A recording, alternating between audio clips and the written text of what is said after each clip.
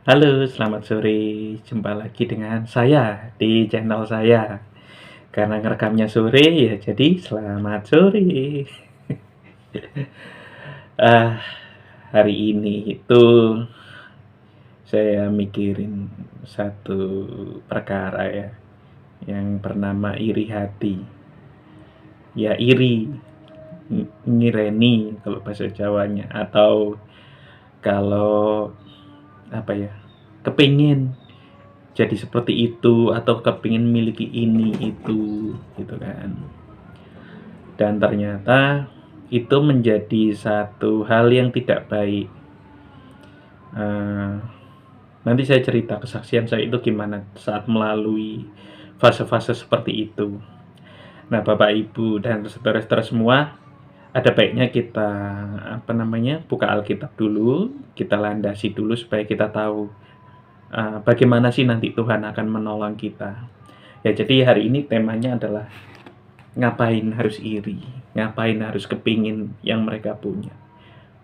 Toh pun kita diberkatinya lebih. Apa buktinya? Jadi kita ambil Alkitab kita buka di Keluaran 20 ayat 17 untuk ayat yang pertama ya. Ini ke-10 firman Tuhan kalau judul perikopnya, tapi kita fokuskan di satu ayat aja.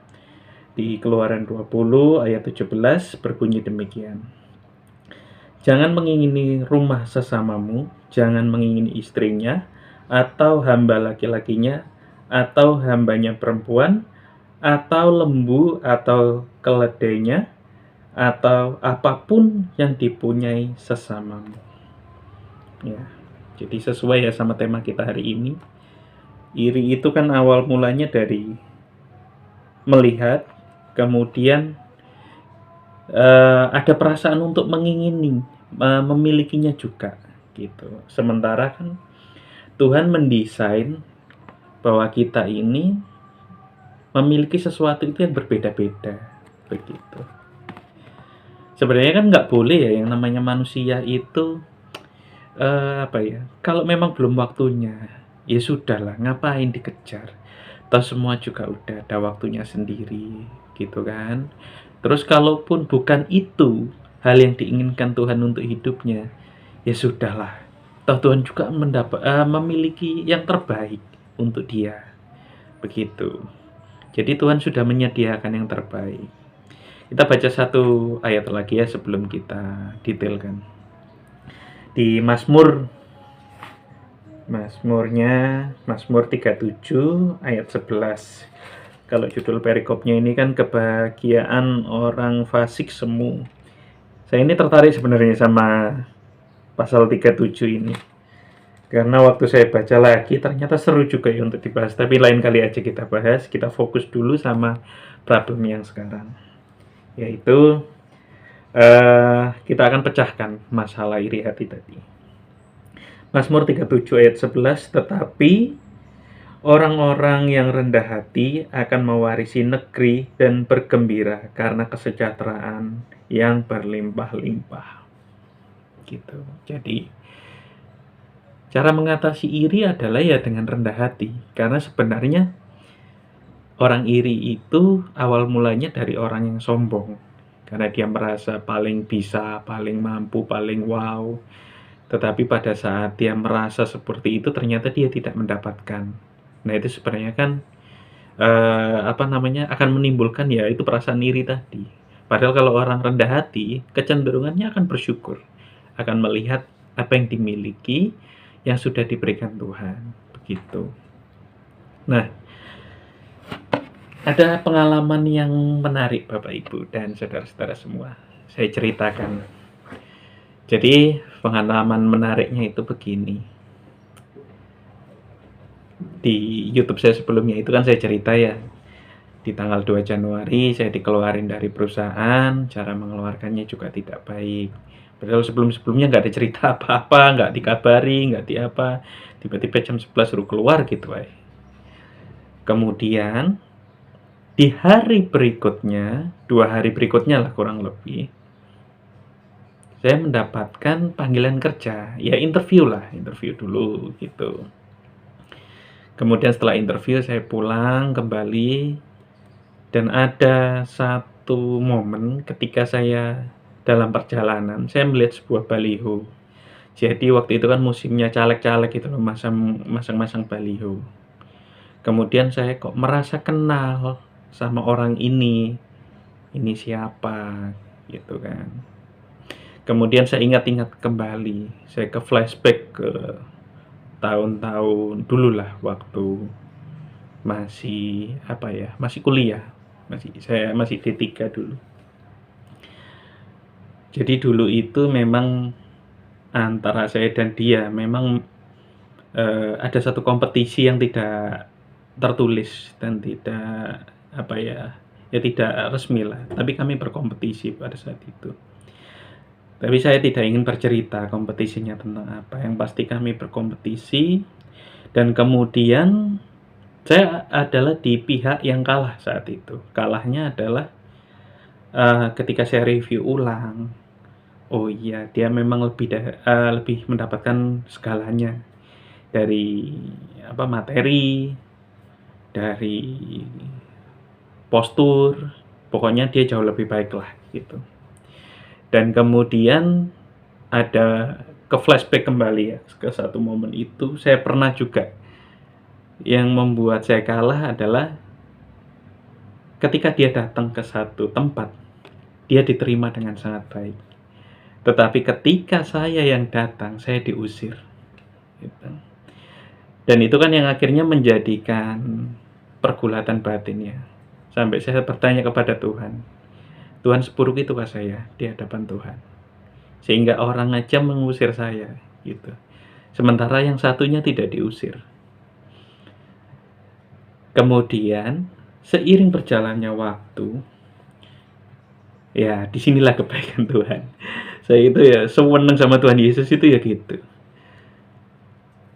Ketika saya menghadapi masalah yang tidak enak seperti itu, Tuhan itu selalu menyediakan waktu, ngasih waktu untuk ngobrol sama saya kayak gitu. Kadang ngobrolnya di gereja, lagi duduk sendiri diajak ngobrol. Saya tahu Tuhan ngajak ngobrol saya. Dan caranya selalu unik, ada aja caranya. Boleh lewat hati saya sendiri, boleh lewat orang-orang sekitar saya, boleh lewat apa yang saya lihat. Tapi saya tahu itu Tuhan yang bicara, gitu kan. Karena memang saya berkomitmen untuk membuka diri, untuk mendengar Tuhan berbicara, gitu. Kemudian ketika saya membuka diri, saya tahu Tuhan berbicara, tidak serta-merta saya bisa menerima apa yang Tuhan sampaikan. Karena begitu keras hati saya saat itu, begitu sombong gitu kan. Karena saya merasa kalah, saya tidak terima. Kemudian seiring berjalannya waktu, bertahun-tahun Tuhan mengajarkan saya tentang satu hal, yaitu tadi, kerendahan hati. Kerendahan hatinya yang seperti apa? Yaitu saya diberikan rumah ini. Rumah ini saya diberikan gratis sama Tuhan. Dan nih rumah buat kamu. Kelola. Nanti cicilannya Tuhan sendiri yang akan melunasi. Kemudian saya dikasih banyak fasilitas sama Tuhan. Terus Tuhan itu seakan-akan mau bilang gini, apakah memang kamu tertolak, diusir, aku diam saja? Ternyata tidak kan? Kamu mendapatkan banyak fasilitas, kamu mendapatkan perhatianku, kamu mendapatkan semuanya, bahkan jauh lebih indah dari yang kamu harapkan. Apakah arti irimu? Begitu. Karena itulah benar yang tertulis di Mazmur ini. Tetapi orang-orang yang rendah hati akan mewarisi negeri dan bergembira karena kesejahteraan yang berlimpah-limpah. Ya apa sih yang dicari manusia dalam hidup ini? Ya fasilitas kehidupan lah gitu. Ya punya rumah, nggak kehujanan, nggak kepanasan, kemana-mana ya ada transportasi. Kalau di Indonesia kan nggak kayak di Singapura ya. Di Singapura ada bis, semuanya murah, kemana-mana gampang. Kalau di Indonesia, apalagi di Sidoarjo kayak saya ini kan, ya harus punya minimal sepeda motor lah. Karena kan kendaraan umum jarang. Kalau naik Gojek ya mahal, naik Grab mahal kayak gitu. Kemudian ya saya pun dikasih sepeda motor dan sepeda motornya bagus banget. Luar biasa. Sempat ganti sepeda motor juga. Betapa luar biasanya Tuhan dalam hidup saya. Saya sempat ngerasain punya mobil, gonta-ganti mobil. Ya meskipun bukan mobil saya juga, mobil perusahaan gitu. Tapi saya dikasih fasilitas itu sama Tuhan. Pertama dulu saya dikasih Sigra Matic, kemudian Kalia yang manual, kemudian saya dikasih Terios. Kurang baik apa Tuhan sama hidup saya gitu kan. Kemudian saya renungkan, baru saja saya merenungkan gini, ya ngapain ya iri ya, ngapain saya harus menginginkan posisi yang diinginkan orang itu. Menginginkan dalam arti apa? Kenapa saya tidak kaya seperti dia? Kenapa saya nggak powerful seperti dia? Gitu kan. Pada akhirnya saya menyadari bukan kekayaan yang diinginkan Tuhan. Tidak. Bukan kekuatan yang seperti itu yang diinginkan Tuhan dalam hidup saya, tidak. Tuhan inginnya saya cukup. Tuhan inginnya saya melayani. Tuhan inginnya saya bersaksi. Tuhan inginnya saya membantu sesama saya sebisa saya sesuai apa yang diberikan Tuhan. Sesuai apa yang disediakan Tuhan melalui hidup saya. Yang terpenting saya menjadi pelayan bagi sesama, bagi Tuhan. Nah, makanya itu Bapak, Ibu, dan saudara-saudara semua, ketika merenungkan hal ini, saya itu akhirnya menjadi orang yang sangat bersyukur. Karena kenapa? Ternyata hidup saya nggak seribet itu kok. Saya juga nggak perlu nyalek-nyalek kayak gitu. Ngapain? Toh juga gereja masih butuh saya kan? Gitu. Toh juga banyak anak-anak yang butuh saya. Banyak orang sekitar saya yang butuh saya. Bahkan keluarga saya butuh saya. Dan dengan kita melayani siapapun yang di depan mata kita, ya, disitulah sebenarnya kita melayani Tuhan. Dan melayani Tuhan itu sebenarnya kekayaan yang sesungguhnya.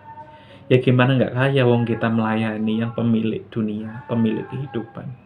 Ya otomatis kita kecipratan toh. Kecipratan hartanya Tuhan. Hartanya Tuhan itu apa? Kasih, kelimpahan, dan luar biasa. Tentu hal itu bukan menjadikan kita jadi orang yang sombong atau orang yang gila harta gitu, enggak. Karena Tuhan itu memiliki sesuatu hal yang lebih indah dari sekedar harta. Kayak gitu. Nah makanya itu Bapak, Ibu, dan saudara-saudara semua, ketika saat ini ada di antara diri kita atau orang-orang sekitar kita mungkin bercerita dia sedang iri sama kiri kanannya, ingatkan saja doa ayat ini tentang hal mengingini, tentang apa, kerendahan hati yang ada di Mazmur tadi. Dalam hidup ini Tuhan itu ngasih saya satu orang teman. Wes pokoknya teman ini luar biasa. Sebut saja namanya Kentang gitu aja. Karena kami juga sering manggilnya Kentang. Mas Kentang. Mas Kentang ini orang yang luar biasa. Dia itu hidupnya sederhana. Bahkan nge-mall pun loh dia nggak pernah gitu. Ke hypermart aja dia nggak pernah. Tetapi dia sangat menikmati hidupnya. Dia menikmati setiap apa yang Tuhan berikan dalam hidupnya. Dan ketika saya memahami sisi lain dari hidupnya, saya sadar bahwa Tuhan itu sedang beri saya contoh secara tidak langsung melalui teman saya ini. Ya surprise saja. Saya menikmati kebaikan Tuhan, kemudian sekarang saya bisa bersyukur. Maka dari itu, kembali saya ingatkan, mari kita selalu rendah hati, mari kita selalu melatih diri untuk bisa melihat hal yang lebih besar, yaitu Tuhan Yesus sendiri. Oke, terpujilah nama Tuhan, kini dan selama-lamanya, dan diberkatilah Bapak, Ibu, dan saudara-saudara semua. Amin.